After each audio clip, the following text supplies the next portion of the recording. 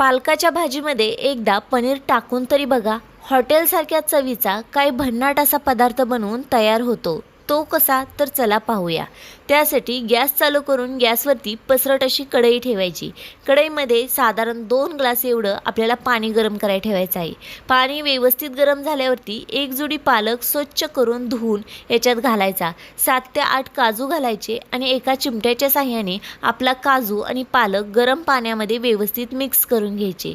आता याच्यावरती आपल्याला झाकण ठेवायचं आहे आणि झाकण ठेवून हा पालक 3 ते 4 मिनिटं शिजवून घ्यायचा आहे मीडियम गॅसवरती.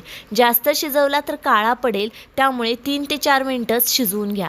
3 ते 4 मिनिटं झालेले आहेत. झाकण काढून घेऊया आणि गॅस बंद करून टाकायचा. पालकाचा कलर तुम्ही पाहू शकता आहे तसा आहे, अजिबात बदलला नाही आहे. चिमट्याच्या साहाय्याने पालक उचलायचा. हा पालक आपल्या फ्रीजमधल्या थंड पाण्यामध्ये आपण काढून घेणार आहोत. यामुळे पालकाचा कलर बदलत नाही, जशाच तसा राहतो. इथे तुम्ही आईस क्यूबचा वापर केला तरीसुद्धा चालेल. इथे सगळा पालक आणि काजू आपण इथे थंड पाण्यात काढून घेणार आहोत.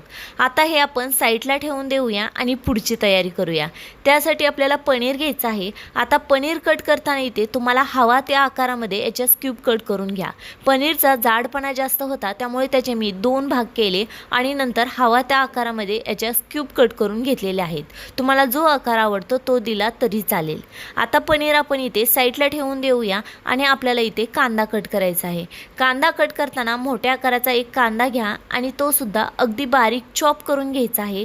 लक्षात राहू द्या, कट करताना मोठ्या आकारात कट अजिबात करायचा नाही. एकदम जितका जमेल तेवढा चॉप करून घ्या. चॉपरला केला तरी सुद्धा चालेल. इथे सगळा कांदा कट करून झालेला आहे. हे सुद्धा साईडला ठेवून देऊया. इथे खलबत्ता घ्यायचा. सुरुवातीला 7 ते 8 लसणाच्या पाकळ्या घालायच्या. 1 इंच एवढं अद्रक घालायचं आणि चांगलं आपल्याला दरदर कुटून घ्यायचं आहे. थोडं मोठंच ठेवायचं आहे. असं केल्यामुळे काय होतं, अद्रकचा आणि लसणाचा फ्लेवर खूप छान येतो. कुटून झालेला आहे, साईडला ठेवूया.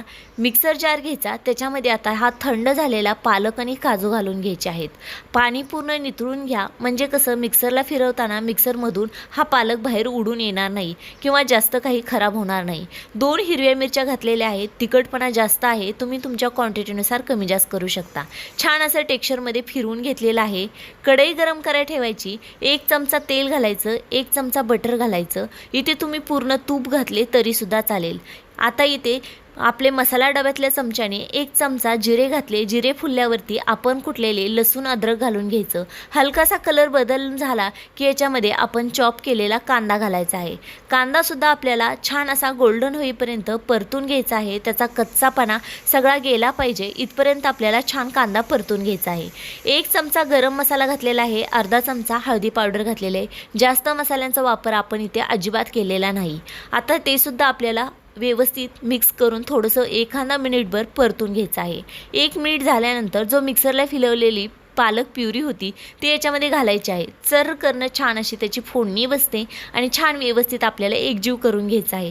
कांदा, मसाला आणि पालक सगळे एकजीव झालं पाहिजे. मिक्सर जारमध्ये थोडंसं पाणी घातलं आणि तेच पाणी याच्यामध्ये घातलेलं आहे. टेक्स्चर तुम्ही पाहू शकताय, अगदी असं ठेवलेलं आहे. जर तुम्हाला जास्त दाटसर वाटत असेल तर थोडं पाणी वाढवलं तरीसुद्धा चालेल. चवीनुसार 2 चमचे मीठ घातलेले आहे. मिठाचे प्रमाण तुम्ही तुमच्या टेस्टनुसार कमी जास्त करू शकता. अर्धा चमचा साखर घातलेली आहे. साखरेमुळे ना ह्या भाजीला बॅलन्स खूप चांगला येतो, त्यामुळे नक्की घाला. आता ज्या क्यूब आकारामध्ये पनीर कट करून घेतले होते ते पालकाच्या भाजीला उकळी आल्यानंतर त्याच्यामध्ये घातलेले आहेत. आता घातल्यावरती आपल्याला झाकण ठेवून 2 ते 3 मिनिटं मीडियम गॅसवर छान असा पालक शिजून द्यायचा.